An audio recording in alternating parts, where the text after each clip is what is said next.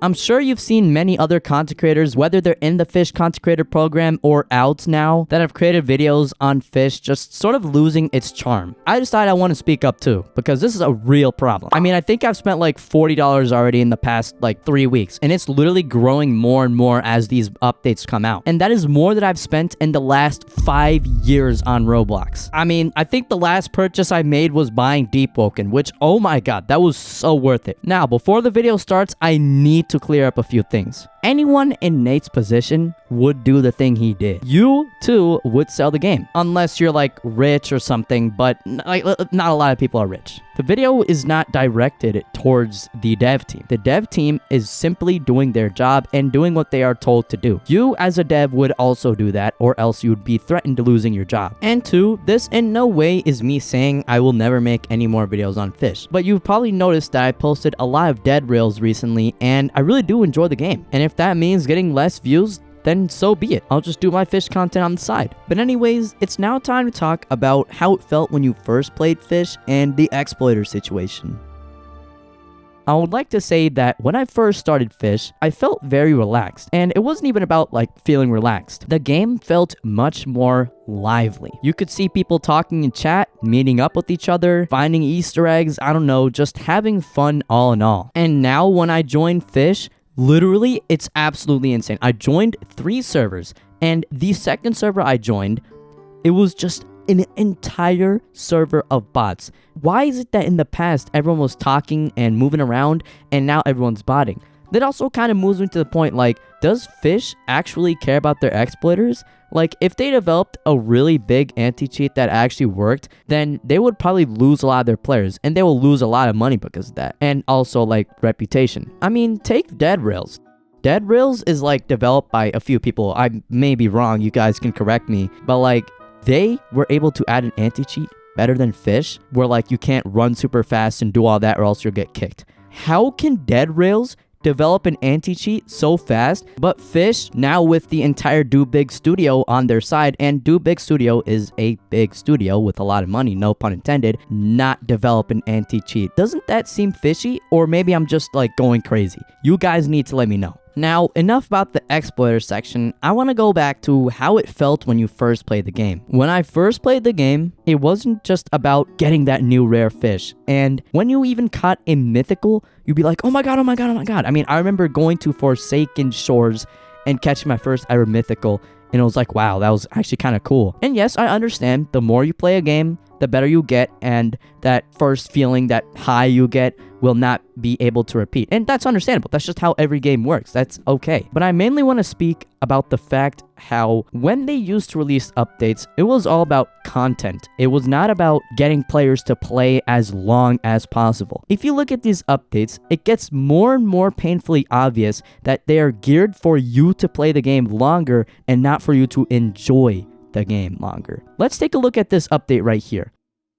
Aside from the very sad eggs they added, let's just see the boots. We don't even talk about Moby, that's worse. We'll talk about that later. Let's just look at the boots. Now, before, you never really needed boots. I mean, I guess it was a bit annoying to walk up some places, but in all, you just never really needed to go faster. The game was just slower paced and everyone was fine with it. But I can think of a million examples off the top of my head where they purposely made it so that you walk so long that it actually became a problem. Now, this is actually a pretty popular business tactic or greedy business tactic where they just create this problem and then magically come up with the solution, so then you buy from the same person twice. One example of this is at the Challenger's Deep. Do you know how long it takes to walk from the spawn point all the way to the Challenger's Pond, like the best XP spot? I don't even remember the name of it. Like, dude, appreciate the modelers. I mean, the place looks great. I wouldn't even be able to do that myself if I even tried. But why do we have to walk that long? It's almost like 4 minutes or something. 2, 3, 4 minutes of just walking. Yeah, sure, it's not that big of a deal. People have that much time in their lives, but like, that's just so painfully obvious that they want you to just get annoyed so you can get the speed boots. Let's just look at how you get the speed boots. I was assuming you buy them with credits or maybe do some quests or something, but you had to catch 3 items. 3 items. And I was like, oh, okay, that's cool. I'll probably grind for about an hour, so use some auroras with viewers. But nah, you had to catch 3 secret rarity items. I think I'm gonna repeat myself because I don't think people realize how rare secrets are in this game. Because a lot of these endgame players are blinded by all the luck they have, Aurora totems, and even Robux. To the majority of players, they don't have Robux to just throw away. They don't have a million hours to fish in a game. I myself spent about an hour and a half with, get this, 64x server luck and multiple Aurora totems, literally Aurora all the time to get the secrets. Now, an hour and stuff, that's not even that bad. That's an understandable update, but let's just remember, I used 64x luck, all for a pair of boots that make you move a bit faster to solve a problem that they created. I could have sworn that items like these would have been released as something you could buy with credits or maybe unlocked at like level 250 or something in the past before Do Big Studios. And now for the people that are wondering, hey, this update was very, very small, that's pretty bad. Well, that's understandable. They're getting prepared for a huge update with the hunt, and that's fine. But like, I don't even feel like I want to call it a huge update anymore. I want to call it a huge payout. I don't even want to call the updates anymore. Now, on the topic of updates, I would like to speak of the Moby update, which was another terrible premium payout farm update. I need to keep my composure as I did have to re-record this due to me like raging a lot, but on the release of the update, me and my stream had about 128 luck, or I think 64. It doesn't matter, that is absurd. We spawned the Mobies or the whale migration multiple times. I think we only got one Moby, but sadly, with all of us there, we were unable to catch it. And after stream, I spent about 6 hours, which was documented in my Discord server, of me complaining every few minutes trying to spawn it. In those 6 hours, I spawned the Moby about 5 times, and I did not catch it once. I had to bribe my friend into playing the game for about 5 hours with me just so we could have even more chances to catch it, because with 2 people catching it, we get more, right? And eventually, after another 5 hours or so, he caught it, gave it to me, and I got Song the Deep. So that's about 10 hours for Song the Deep and about $5 spent for server luck. Oh wait, no, never mind, $15 because I did buy the boat for the extra luck while we were streaming, if you guys remember. And at the time, it was 20% chance to get the enchant. 20% chance. Yep, 20% chance. Unbelievably obvious. Reeks like raw fish that they are trying to squeeze premium payout out of you. This is just painfully obvious. But anyways, luckily I was able to get it first try. And as we speak about updates, I would like to say they release multiple patches and fixes every single update. But you want to know one patch they didn't release?